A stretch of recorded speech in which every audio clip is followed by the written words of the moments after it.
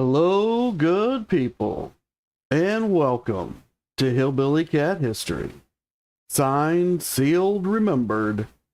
Nancy meets Elvis's family.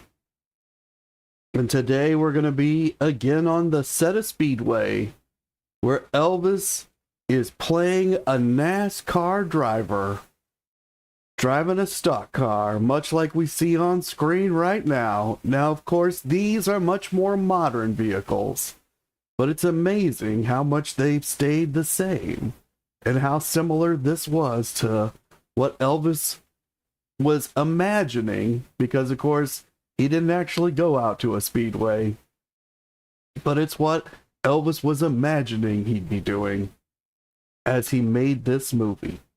So we're going to start with a song, and it's going to be the closest thing I've got to a racing song. It's about two cars. One that Elvis gave to George Klein and one that Elvis gave to Gary Pepper. And it's called Trust in Motion. Hello, Gunn. Thank you so much for coming. Appreciate seeing you here.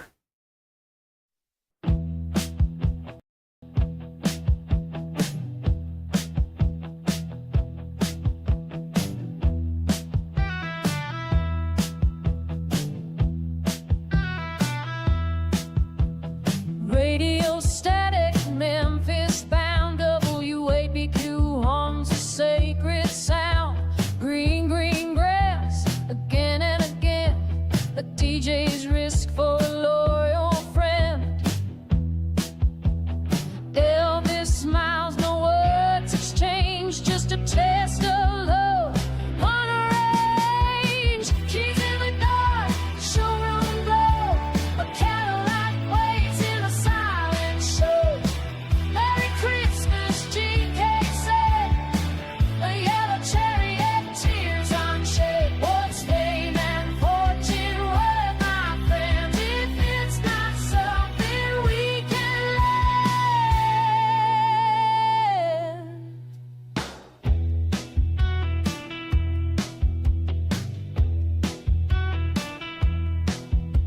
The Chevy Impala, still shining new, passed from Klein to the Circle G crew. Gary Pepper wheels instead of rays, rode the road with Elvis in his face.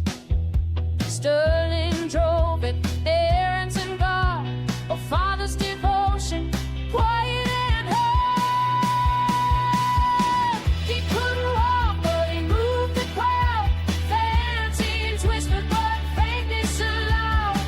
No colors filter, no machine spin, just Gary's truth from deep within. A house still burning, a pen-like flame, a heart that never saw it flame. He's in the dark, gets that road from Cadillac dreams to a humble home. Elvis gave more than chrome and steel. He gave his friends a way to feel.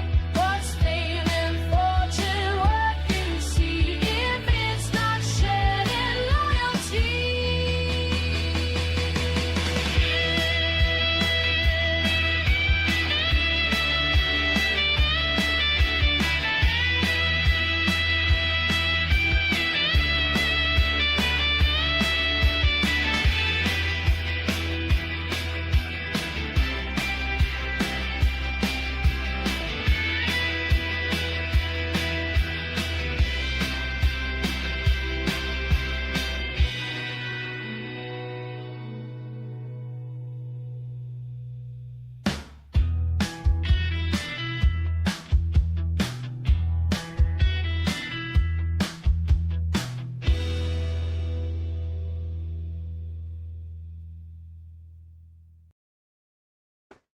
Thank you for gathering here at Hillbilly Cat History, where we remember together and listen for the echoes. And today we're going to hear echoes of Nancy meeting Elvis's family. But just before, on our way back to the Speedway, we're going to remember for a moment May 29th, 1967, which is the day that Elvis and Priscilla gave a reception, a wedding reception, in the room that used to hold the slot car track and later became the trophy room at Graceland for all of their friends and family in Memphis who did not get to come to their Las Vegas wedding and reception. And at that particular reception, we've talked about it before, but I have a new artifact that we can examine, which is this champagne glass, which is actually made out of plastic. And Gunn says, "Can I have your car key?" Elvis said to George, and George just gave him the key without asking why. That's the way that I take the story. The story doesn't say that he asked why. George, the way George tells the story is Elvis said he needed the car, and George gave it to him. But George just got a brand new Cadillac, so it was okay with him. And George knew that Elvis regifted these vehicles among the group. He'd done this kind of thing before. This particular champagne glass, plastic, from the wedding reception of Elvis and Priscilla Presley at Graceland, it was in the possession of Nancy Rooks, who was a Graceland employee. And here's the way Nancy put it. She says, "I, Nancy Rooks, maid and cook, worked at Graceland for 11 years during Elvis's lifetime. I, among other duties, prepared Elvis's favorite meals. The Graceland wedding reception plastic champagne glass was a personal item of Elvis Presley. I acquired this item from Graceland during my employment for Elvis." So this glass, I'm assuming Nancy acquired this glass after the reception. She was probably one of the people who had to clean up. And this was one of those glasses that she cleaned up. I don't know if it was used or if it was an extra glass that had not been used, but she kept a hold of it. And Gunn says that she's pointing out that George Klein trusted Elvis. Absolutely, he sure did. And he was a good friend.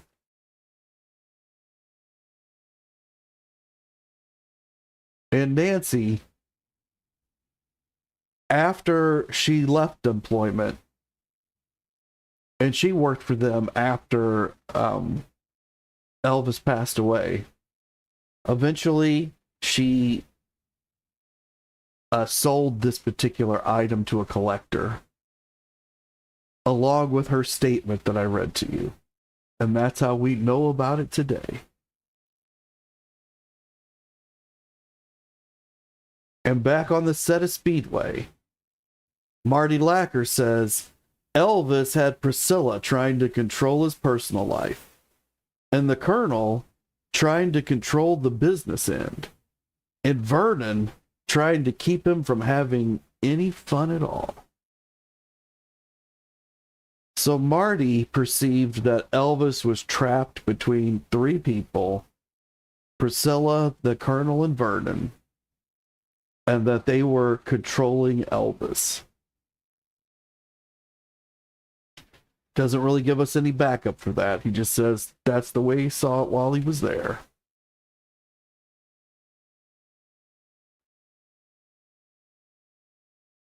Now, in this movie Speedway, Elvis is playing the part of Steve Grayson, who's a race car driver in NASCAR, these stock cars like we've been looking at.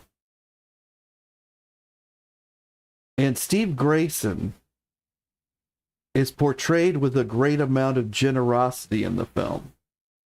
And that's loosely based on Elvis's own real-life generosity, as he gave cars, homes, and other expensive items to the Memphis Mafia, his family, his friends, and even to total strangers.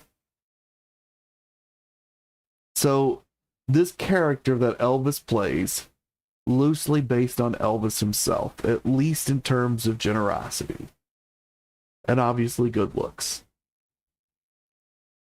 And Bill Bixby, he co-stars as Kenny Donford, who is Steve Grayson's friend and business manager.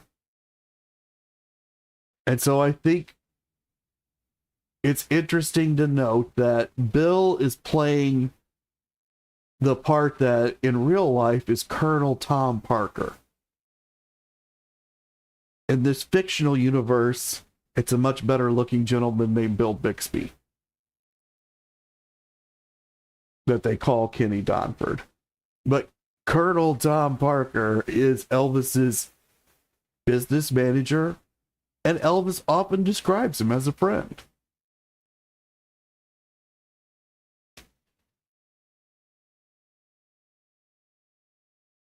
Now, on June 20th, 1967, Elvis had just finished recording. We'd seen that he recorded songs on the 20th and the 21st. And he had just finished recording that evening for the Speedway soundtrack in Culver City, California. And Nancy Sinatra was there. And they were visited by Nelson Rockefeller, who is the man in this picture with Elvis. You can see that Elvis is very, he seems excited to meet this man. He's shaking his hand. Elvis has a big smile on his face. His cheeks are very prominent. So he's grinning quite a bit. And the man himself, Rockefeller, he's got a big smile. He's quite a bit older than Elvis. And he's wearing a suit and a thin tie. And he's the New York governor of the state of New York. And also one of the Rockefeller family, who is a very rich and famous American family. And Nelson was here at MGM for business. And so he took the opportunity to meet Elvis. And as far as anyone can track down, this meeting occurs sometime between 7 and 11 p.m. at night, shortly after Elvis has finished the recording session.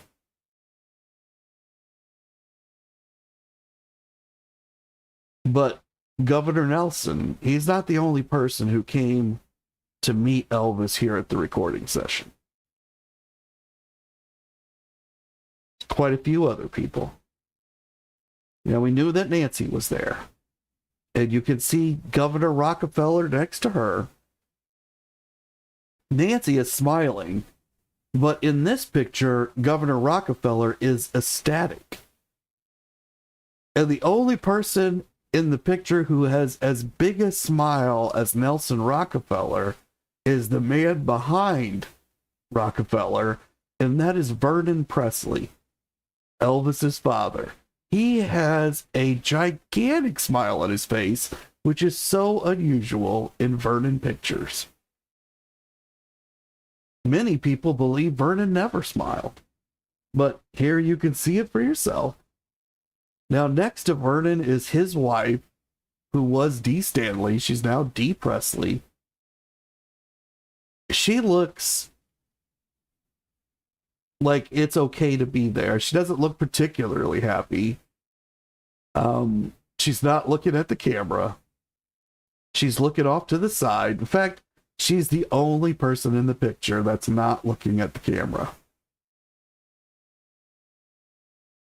She and Nancy have a very similar hairstyle, but Dee's is shorter. And I have personally never cared for this hairstyle on Dee. But it looks great on Nancy. And then you can see Elvis, and he's got a crazy grin on his face. And in front of Elvis, we've been wondering, did they leave the Stanley boys at home on this trip because they got left at home for the wedding? Are they here? Well, they're here. You can see them for yourself. Ricky, David, and Billy. Ricky's the blonde one. David's in the middle. Billy's on the far right. Hi, Colleen. Thank you so much for coming. Appreciate seeing you here. And they are in the recording studio.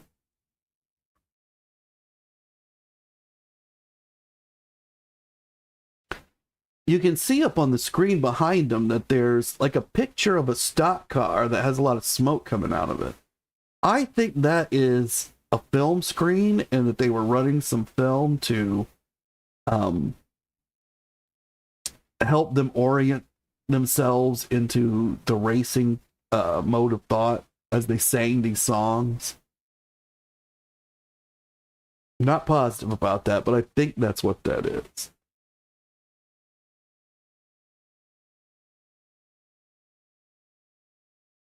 Then we can see a scene that was filmed for Speedway. And Elvis is in his red jacket with the 2 white stripes. It's a pretty snazzy looking jacket. And there just happens to be a band in the background with 3 guitars. I don't know if one of those is a bass guitar. It doesn't look like it. So it's kind of odd. But luckily, there's a band there, so I'm sure Elvis is about to sing a song.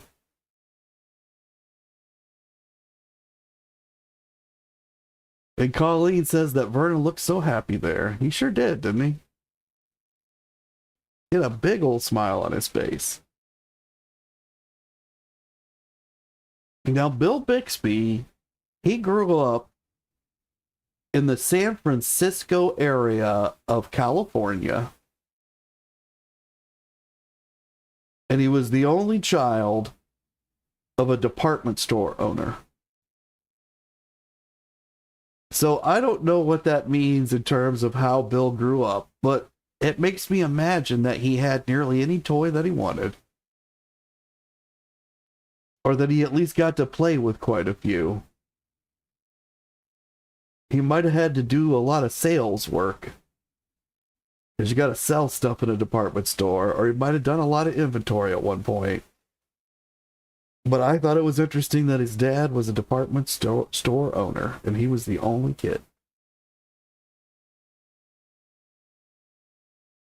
And in this movie, Nancy Sinatra, she sings the song Your Groovy Self. And that song is also included on the soundtrack LP, which makes it the first and only song by another artist to ever be released on an official Elvis Presley record. Now that's an interesting fact too, right? That only Nancy Sinatra. She's the only other artist to appear with a song on an official Elvis Presley record.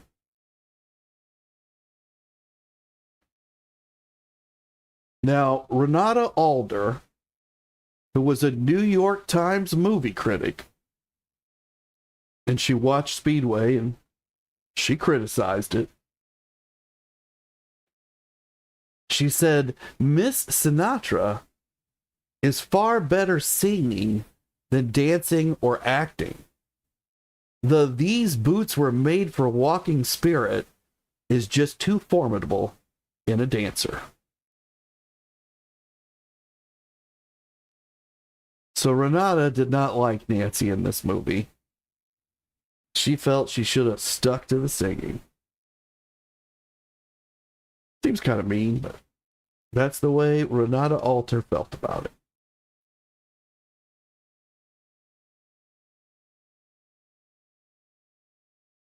And Bill Bixby said, I really enjoyed working with Elvis.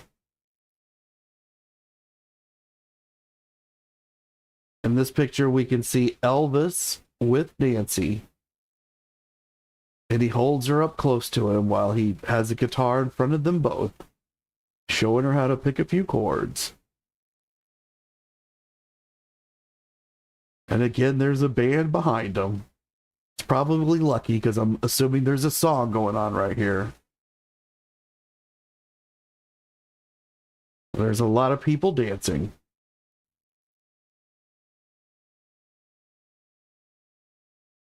Marty Lacker says Elvis was putting the moves on Nancy Sinatra at the same time. I guess you could say they had a flirtatious romance on the movie set. Priscilla heard about it from people, but Elvis denied it. Priscilla got mad and she cried. And Elvis told her that she was just overly sensitive because she was pregnant. So Marty says that Elvis was putting the moves onto Nancy during the movie, and that they had a romance going on, but the way Marty puts it is they had a flirtatious romance. I'm not sure what Marty means by flirtatious romance. And Gunn says that I can't mean that her song, Nancy's song, was on an Elvis record with her singing, her voice. Yes, that is what I mean. She sings the song Your Groovy Self, and that is a track on the soundtrack album. Her singing it. And so she's the only one ever to be on any Elvis album singing a song by herself.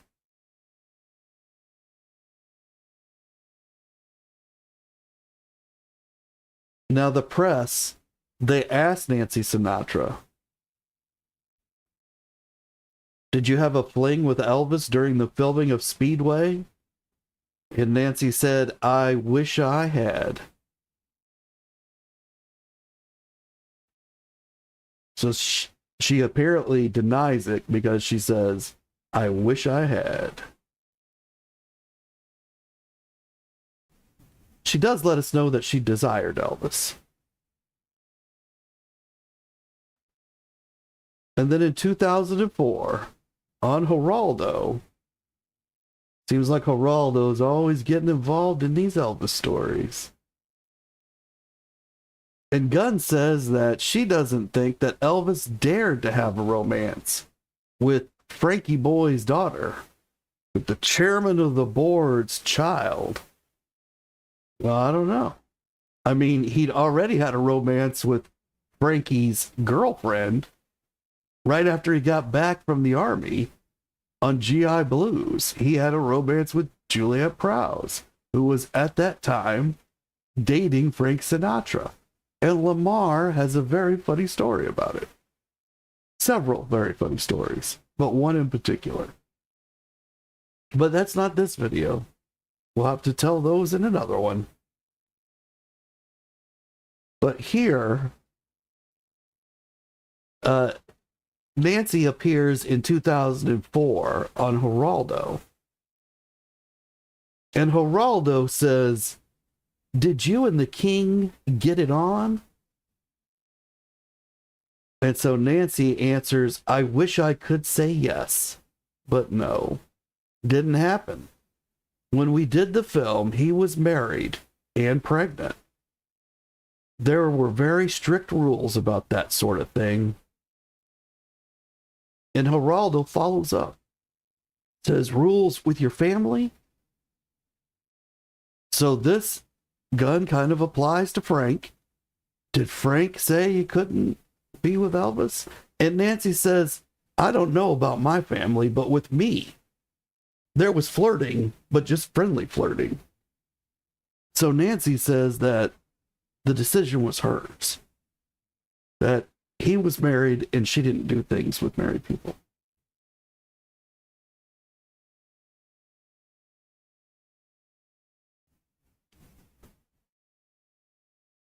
Marty Lacker says that Priscilla took a liking to Jerry Schilling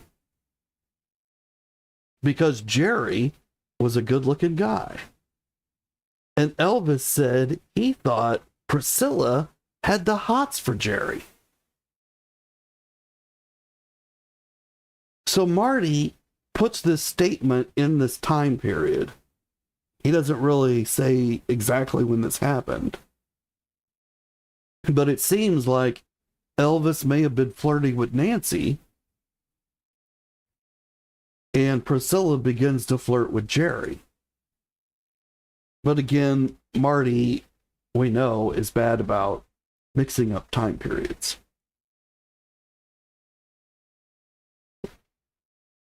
And Gunn says that Frank knew about Priscilla being pregnant. Yes, once it was publicly announced, everybody knew. So that may have differed the way he would have felt about things. That's true.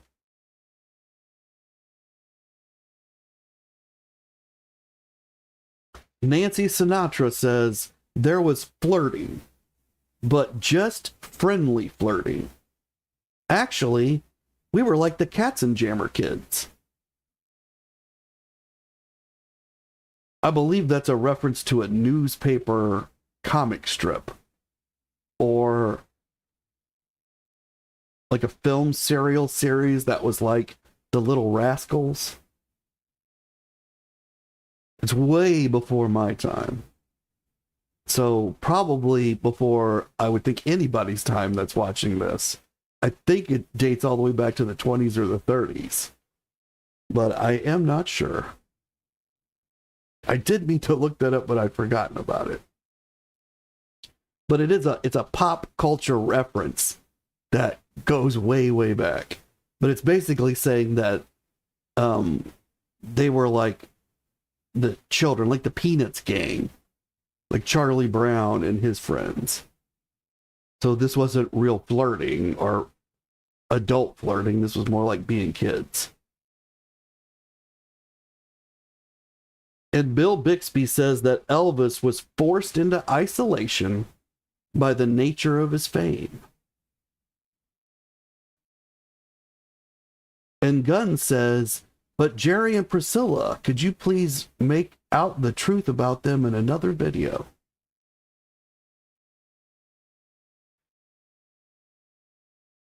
Yes, as soon as I can figure out when that story took place. There's a story about Jerry coming downstairs.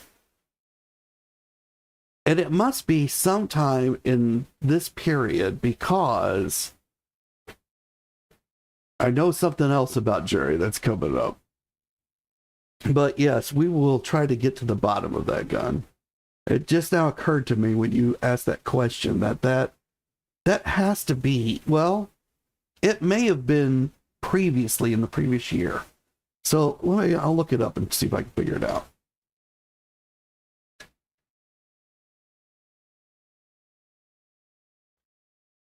And Bill Bixby, well, Nancy Sinatra says Elvis was the best at what he did. And like Frank, there will never be another to equal him. Nancy gives Elvis very high praise. Says that like her father, there's never going to be anybody to equal those two. And she's probably right.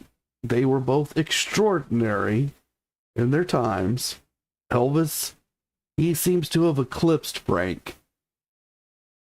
But if there had never been an Elvis, Frank might be in that spot. Maybe. I don't think so. I think part of Elvis's mystique, of course, is that he passed away young. And Frank, in some cases, maybe went too long. But on the other hand, we got to see Frank in a ripe old age, and he was still singing.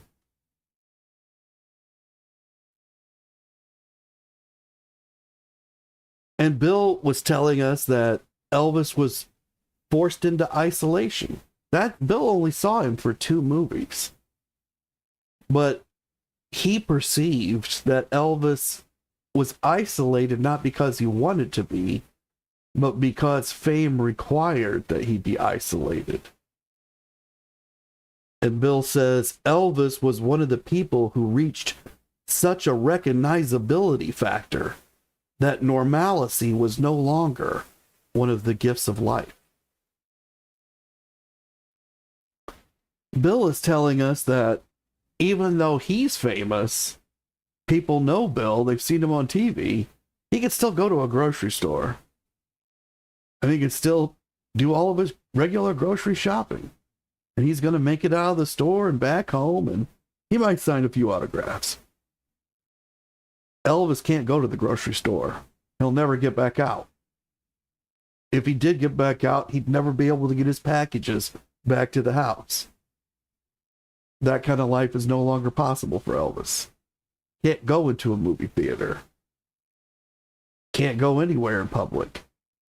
When he is anywhere close to public, he's got to have a circle of people around him that stop others from getting close. And Gunn says that Frank Sinatra was popular. He was incredibly popular. People somewhat forget because he's further back in time. And you've got Elvis after him who does eclipse Frank, but Frank had a following. He was popular. People loved him. Teenagers remembered him for their entire lives, just like with Elvis.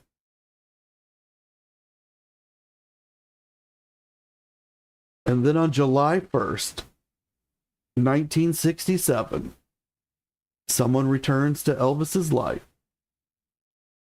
Someone that we all know bears great significance in Elvis's life. And Colleen says that it seems like such a lonely life. I guess it depends on how carefully you select those who are in your circle. So I think there were times when Elvis didn't feel lonely at all. But then there were times he looked around at the circle and thought, I've made a lot of bad choices here, and I'm all alone. And I think that occurred more frequently in the last couple of years. But on July 1st, Elvis, he went to see a show. And I'm not sure where he went to see this show. I'm assuming it was to Las Vegas. So they must have gone from California to Las Vegas on July 1st. And his father, Vernon, was with him, along with several of the guys. And they visited the star of the show after the show in their dressing room.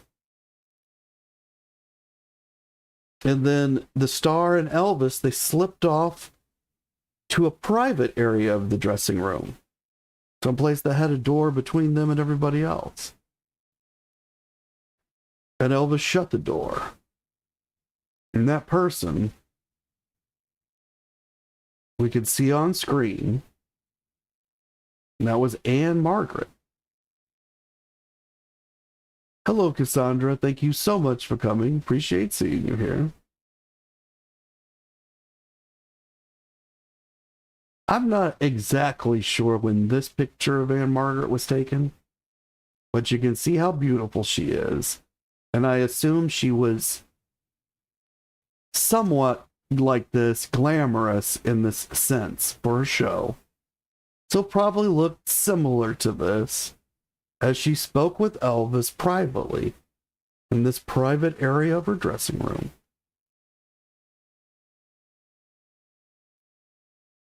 And Anne Margaret says, our eyes met, and suddenly the old connection burned as brightly and strong as it had years before.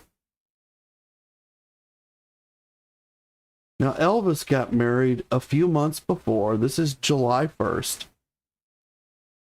2 months before exactly, Elvis got married to Priscilla, who has by this time announced publicly that she is pregnant.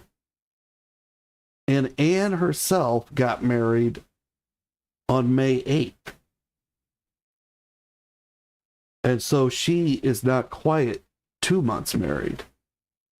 But she says that when her eyes met Elvis's eyes, the old connection burned as brightly and as strong as it had years before. And Cassandra says this show was at the Riviera in Vegas. That's interesting. I was at the Riviera, and then I watched the news, and they tore it down. Like, I mean, I had just been there, and they tore it down like a few months later. Isn't that crazy? Good thing I made it there at the last second. So I did actually get to go inside that building. I don't know if it was the same building as when Anne would have performed there. Sometimes they knocked them down and they built new ones.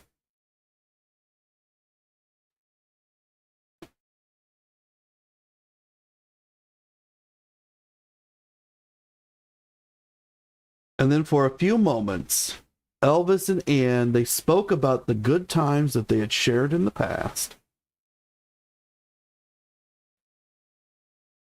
And this is a picture of Anne from 1967. This is the year that she got married and that Elvis got married and that they are together alone in this dressing room. As the guys in Vernon are waiting outside the door of this inner room, wondering what Elvis and Anne Margaret are talking about. And Gunn says, why did Anne Margaret visit Elvis? She did not. Elvis went to see Anne Margaret's show in Las Vegas. We're hearing at the Riviera. Elvis had Vernon and the Memphis Mafia with him. They went backstage to visit with Anne. They were in her dressing room. She has a private area of the dressing room. It has a door between it and the outer part of the dressing room. Elvis and Anne Margaret went inside the private area and they closed the door. And Anne says that she was already feeling that connection just like before. And so they spoke about the good times that they had shared. And she would have looked a whole lot like this because this was the same year. And Anne says, Elvis then stepped forward and he dropped to one knee. He took my hands in his. I felt the heat in both of our bodies. In a soft, gentle voice, weighted by seriousness, he told me exactly how he still felt about me, which I intuitively knew, but was very touched to hear.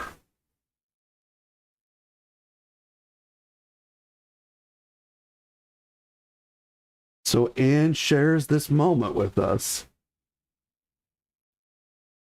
She says Elvis dropped to his knee in front of her. Elvis, who has been married for 2 months, drops to his knees in front of the newly married Anne Margaret. Elvis with his baby on the way, and he tells Anne Margaret. She insinuates that he tells her that he loves her. She doesn't say that. She says, Elvis told me exactly how he still felt about me.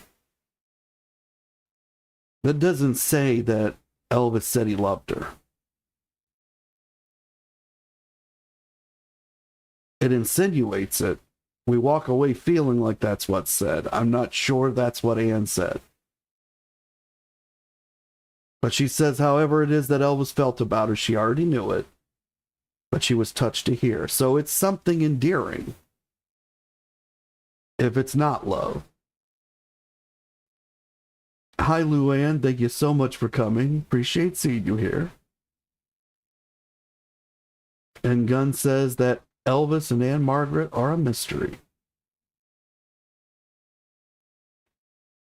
So it sounds to me like at least Anne, if not Elvis, they both had unresolved feelings for each other.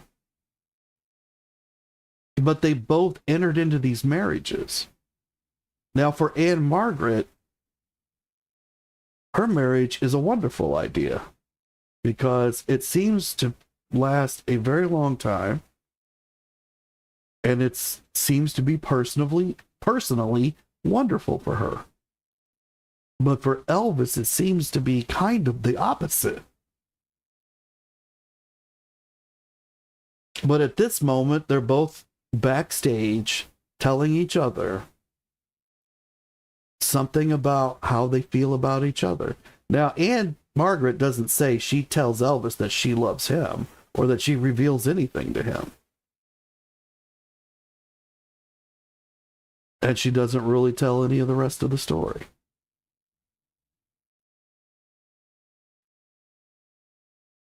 And Bill Bixby says Elvis had to be surrounded all the time and be taken from place to place in cars. So what Bill has noticed is that Elvis can't walk anywhere. That he has to think about his own self-protection all the time. And that this is a certain kind of stress and limitation on his life that Bill has never thought about and that he doesn't personally have. And Gunn says that a person can love in different ways. That's true.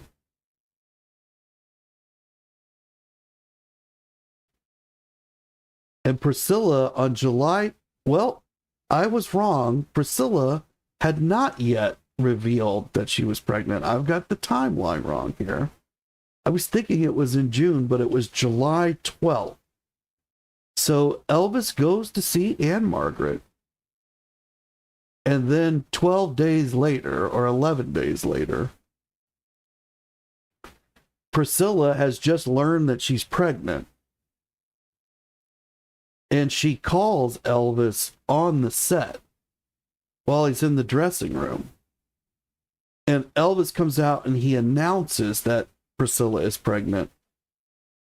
And what Elvis says to the press at this moment is, "This is the greatest thing that has ever happened to me." Hi, Anna. Thank you so much for coming. Appreciate seeing you here. So don't anybody get confused about what I said earlier. Elvis did not know that Priscilla was pregnant. They may have had suspicions. My belief is Elvis would certainly have known she was going to the doctor for a test. And I think that's why she's called him. And then he announces, "This is the greatest thing that has ever happened to me."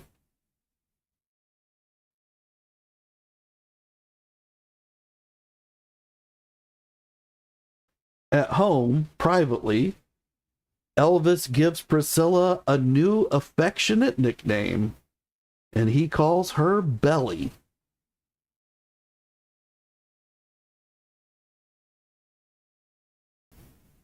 Now, from things that Priscilla has said, not directly about this nickname, but other things that she said, I don't think she liked this nickname.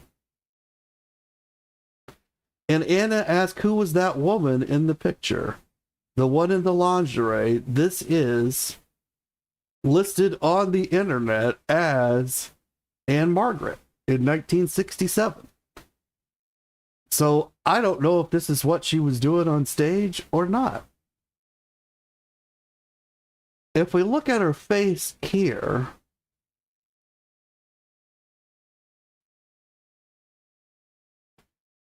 it's hard for me to tell in this picture if this is Anne Margaret. So if one of you knows, let me know. But she appears to be performing, and this was marked as Anne Margaret 1967. Doesn't mean it's right.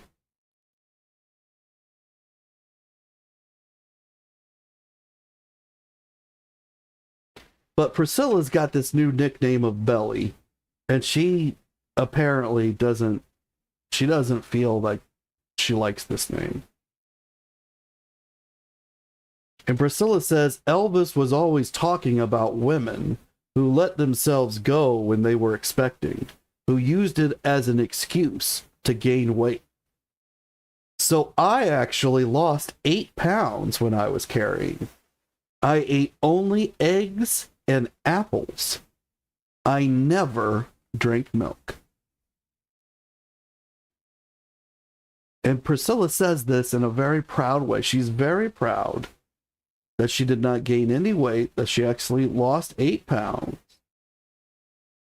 and that she only ate eggs and apples and did not drink any milk.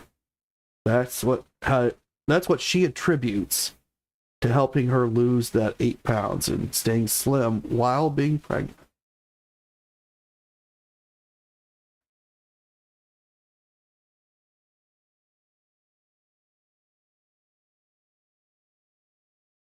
And Alana Nash says, Nancy Sinatra asked Priscilla one day how Priscilla kept her figure with the baby on the way and learned that Priscilla ate only 1 meal a day. So not only is she only eating eggs and apples, she's only eating once per day. And Nancy told Priscilla, good for you. But what she was really thinking was, she's got her hands full trying to hold on to this man. Now, I can see that Alana can tell us what Nancy said to Priscilla, because she puts it in quotes, good for you. Although she can't put in quotes what was actually asked and what Priscilla said, you know, the important information. She summarizes that, so we don't get to see the real words on that. She quotes the good for you, and then she quotes what Nancy thinks. She's got her hands full trying to hold on to this man. How does Alana know that? Did she get that from Nancy? I would have to go back to her book, and then you have to refer if she put a note there to see if. But I believe it's just artistic license, right? Alana is a very good writer in the sense that her writing flows very well, and it's very easy to read, and it's fun to read, and you can get through it fairly quickly. But I don't believe this is accurate. I don't think Alana knew what Nancy was thinking. And whatever Nancy was thinking, I don't think it was that Priscilla had her hands full trying to hold on to Elvis. I mean, that may have been a thought that went through her head, but I don't know. It just sounds all untrue to me. But I'm not the arbitrator of truth here, so you guys let me know what you think, and everybody gets to walk away with their own opinion and determine whether Alana Nash has told us a golden nugget about what Nancy was thinking, or if maybe she's been a little bit poetic here. And Colleen says that Priscilla's diet was terrible and it could not have been good for the baby. I gotta agree that's probably true. I would have to agree. And Gunn says that could have been a picture of Anne Margaret from a movie. That's true too, Gunn. I don't know if she filmed any this year. Have to go and look. And Anna says that she would not like the nickname Belly either. I don't think I would either, and I find it odd that Elvis would force that name upon Priscilla. And again, this is coming from a reference from a book. And I haven't seen anybody actually say that Elvis nicknamed Priscilla Belly. It was either, I think, Peter Guralnick or Alana or the woman who wrote Child Bride who stated this, and then I pulled that from. I can't remember which one, but I put that in there as a placeholder so I could try to find one of these comments where they say this, but so far I've not had that luck. But maybe I will at some point, and then we'll see who actually said it and where that started.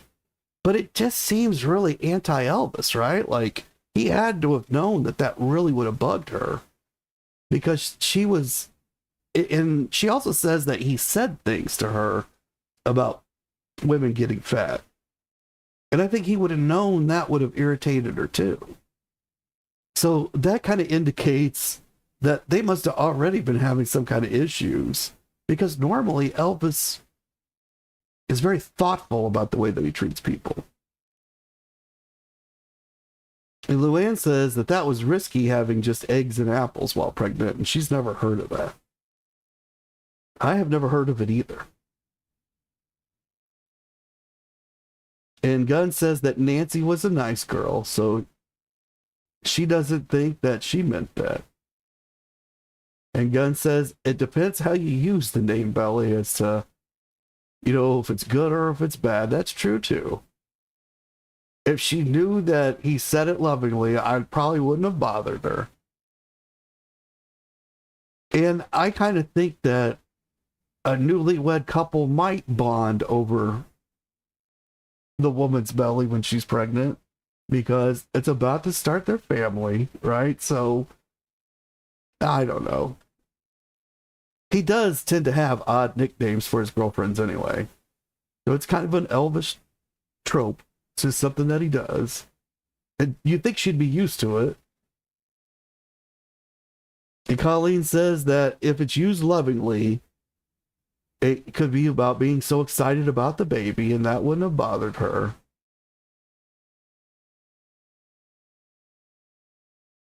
And Gunn saying the belly was the baby and not fat. I think that you put your finger on something that Priscilla had difficulty separating. That she was, at this point, she's old enough that I think she should know better or to have a better attitude. But she seems to be young enough to still be very concerned about her own self, and to have her thoughts are not with the child at this point. And so that I know that my mom was younger than her when she was pregnant with me, but that all of her thoughts for all of her children while she was pregnant was about the pregnancy and the child. And that there was much less concern for her own health other than to remain healthy for the pregnancy. And then for my childhood, she always put us forward first. And I don't see that behavior mirrored in Priscilla. I think that Elvis saw it, though, because he saw mothers as Gladys. And I think he had a blind spot towards that. And so he just assumed if he didn't see it, it was still happening. Which I think was an issue for Lisa later. But that's a whole nother... That's a different year that we've got to go through. And we're still in the middle of 1967. And Nancy Sinatra says, I feel kind of sorry for those people who don't get Elvis. A little more open-minded study, and they would discover a fabulous soul who contributed plenty to the history of American music. So Nancy again pays a great amount of tribute to Elvis, saying that he's integral to American music. And Colleen says that Priscilla did not want the baby.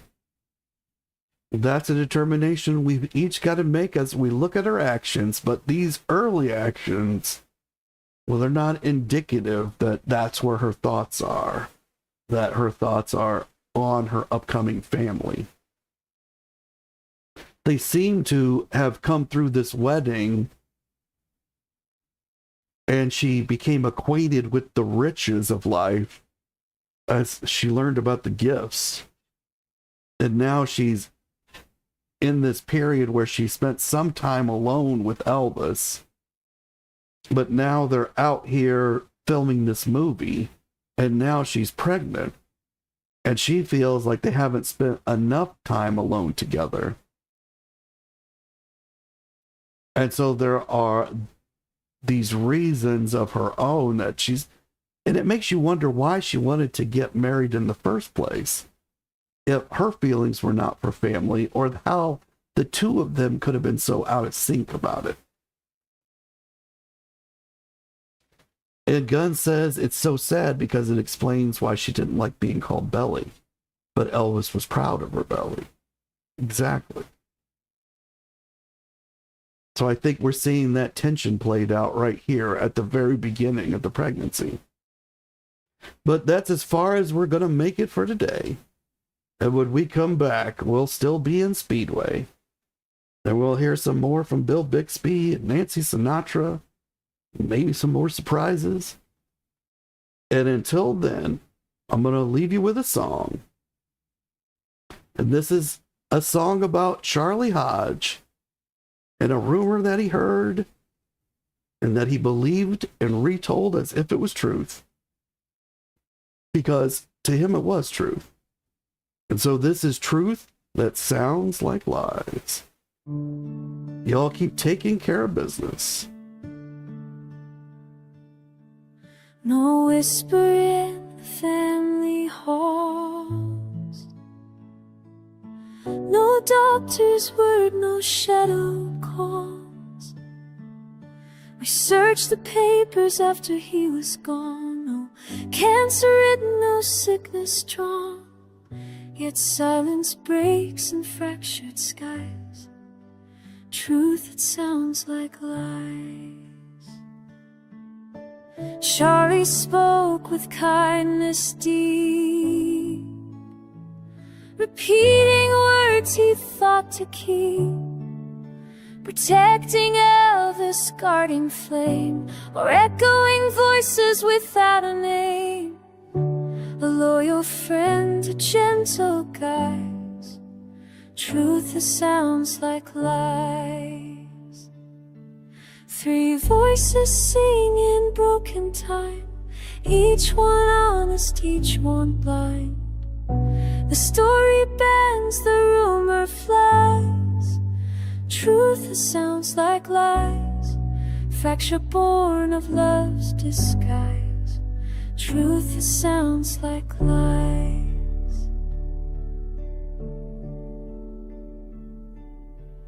At Graceland's door, the doctor came. Vernon ill, his body lame. A secret spoken, hushed and great. Bone cancer spread beyond the grave. I carried words with tearful eyes, truth that sounds like lies. Cells that look like death's disguise,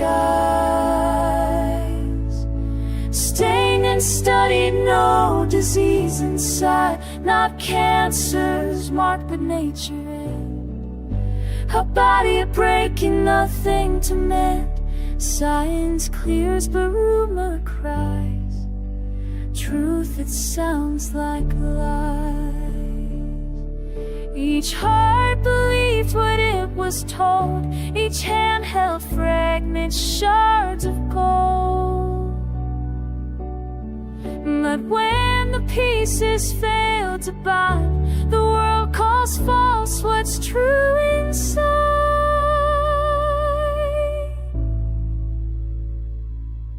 Three voices sing in broken time, each one honest, each one blind.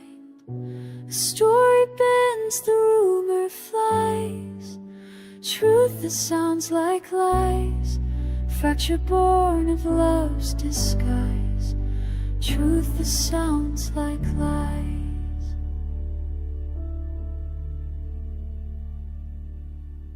In the silence of the king's last song, truth and rumor both belong.